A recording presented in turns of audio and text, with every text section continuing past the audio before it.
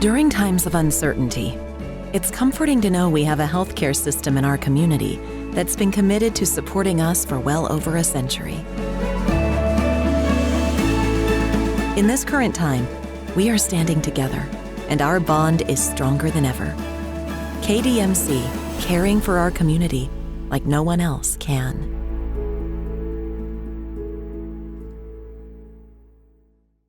How's it going, Matt? Just obviously, a week off. Guys are probably well rested, but heading into this massive rivalry game, you've been a part of it before. How does this game kind of separate itself from others? Just the long tradition behind it. Nothing's really personal at all. It's just another game. Of course, the next game's the most important game. So we're gonna attempt to get ready like so. Go to David. Yeah, Matt, just from a quarterback's perspective, having the open date, giving you extra time to learn the opponent, things like that, what kind of advantage is that? It just gives us an extra week to get a jump on things, get the call sheet. I know the coaches feel very comfortable with our scheme, and it's changing day by day just by us watching film and breaking down and seeing the new little wrinkles that we could add in there. But as far as just being prepared, we're ahead of the game right now. Did you get a chance to watch them Saturday night against Georgia? Yeah. What did you think about their defense? I thought they played at a high level. It looked like one team was very excited to play, starting off hot and then stayed hot. And it was State's defense that did a heck of a job to stop Georgia's great run game. Thanks, Matt. Joe, go ahead. Yeah, Matt, just for you personally, how have you grown as a player from this time this year to last year? Because you played a big part in the Egg Bowl, with that fourth down conversion, being that comeback for a chance to, with that field goal there. Of course, a change in coaches, but for you, how are you different this year opposed to last year? Different as in for the Egg Bowl. What do you mean? Different in terms of how have you grown in a year's time? Just getting through my progression, understanding the schemes of what we're doing, what we're trying to get done. It changes every week depending on how they play the defense. It's not always going to be the same in some concepts. Some concepts change based on how they play defense. And, some concepts are brand new just because they're specifically for their defense. And nothing's very – I would say there's a lot of new things there. But, as far as what makes me different from last year, I feel like I'm just overall more mature. I'm knowing what I'm doing out there. I know what I'm looking at, and I know what the coaches want to get done. Harris, go ahead. Matt, I know you've seen State's run defense. What are your impressions there, and what opportunities do you think you guys will have in the run game? As long as we keep them honest, just play our game, really. Just run our offensive game, play fast, physical. There's not really anything that we should do differently except just play Ole Miss football offensively. We like our matchups on the outside and, continue to block the schemes right and take some shots downfield when they give us the opportunity to.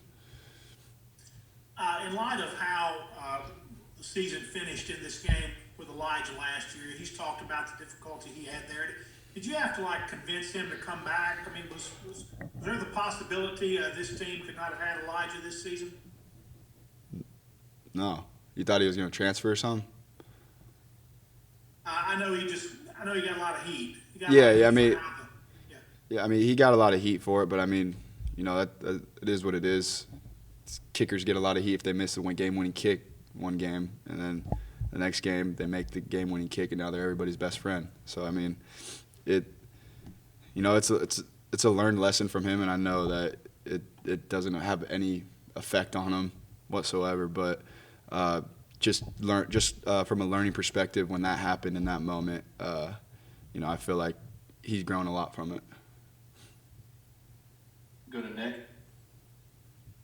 Matt, 2 straight years now that you've kind of been in the center of this game with the Brawl 2 years ago and with Elijah last year. You haven't won the game yet. What does it mean to you to kind of compete and the guys from your class and younger who are trying to get their first win in this game?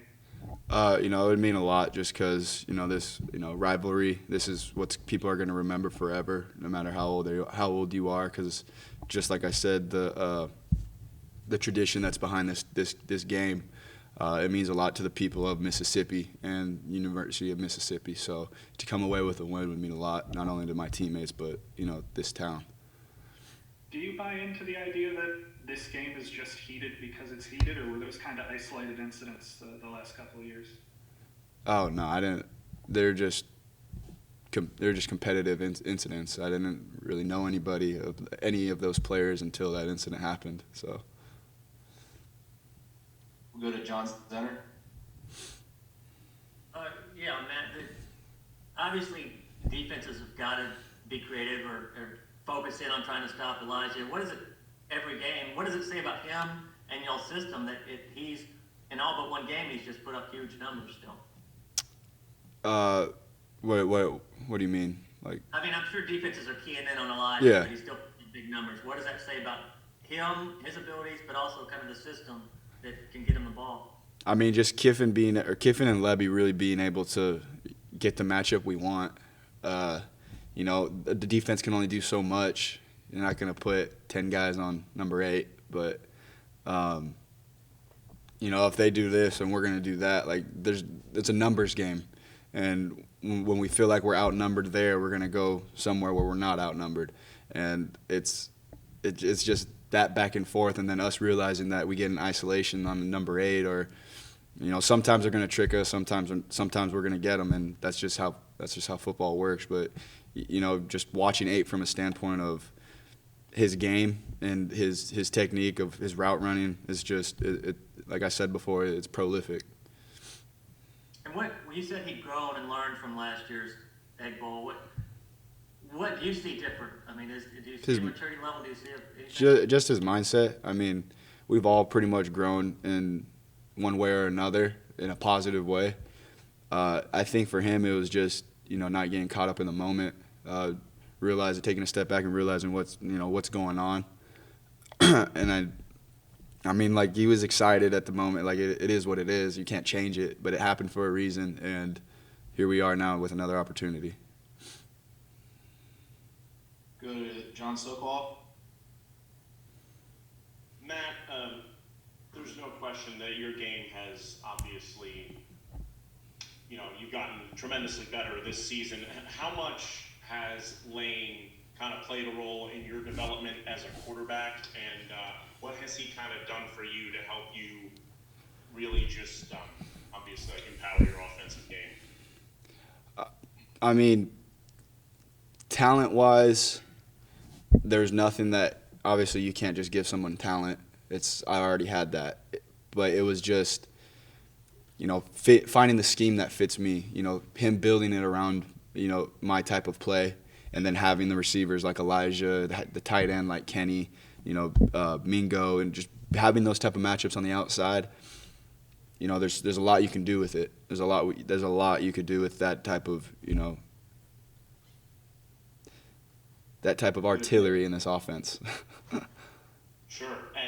And the last thing for me is, you kind of talked about it before, this is a Mississippi State team that you're playing that's really had ups and downs, mainly downs this year, but defensively they've been somewhat consistent. What do you kind of see from them defensively that can give you big problems? A team that obviously just had a good game defensively against Georgia as well. I mean, if we don't come ready to play, they're a very high. Like I said, when they played Georgia, they came out hot. They came out, with good energy. They weren't just baseline. They were up, and just the emotion they had in playing with a high intensity. That's we got to match that. As long as we do, we'll be all right. But that's one thing. The advantage could be given to them if we just come out there thinking we're gonna take this easily. When no game in the SEC is easy. Go ahead, Nick. Are you going to miss playing this one on Thursday? Yeah, no, it is a little weird. I thought we were playing on Thanksgiving too, but it is a little weird for me. What are you doing with the evening off for Thanksgiving? Obviously, you can't go back home. What are you doing? Yeah, I know. I want to go home so bad, but postponing these games and whatnot. But I think my family's coming. I'm pretty sure my family's coming. We'll be here, so I'll be with the family. That's all that matters. Go to David. Matt, you get a lot of questions about that final drive in the Egg Bowl last year, when in fact it could have been a heroic drive. And I want to know what you remember about that, the fourth down pass to Braylon, getting the team into the end zone, and if that held any significance for you as a way to personally end your season.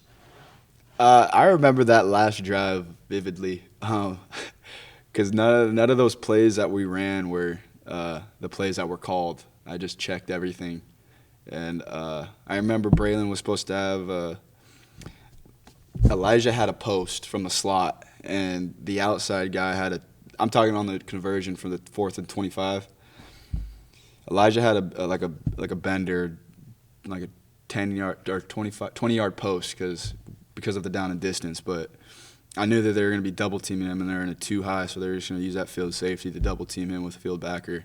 And Braylon had a 12 or a 15-yard stop or a go, and I just told him to run a post. And then me and Pillar got in, like, we didn't get into it, but he was telling Braylon one thing and I was telling Braylon the other when we were in the huddle. And Braylon was looking at me like he didn't know what to do, and I was just telling him, Braylon, run the post.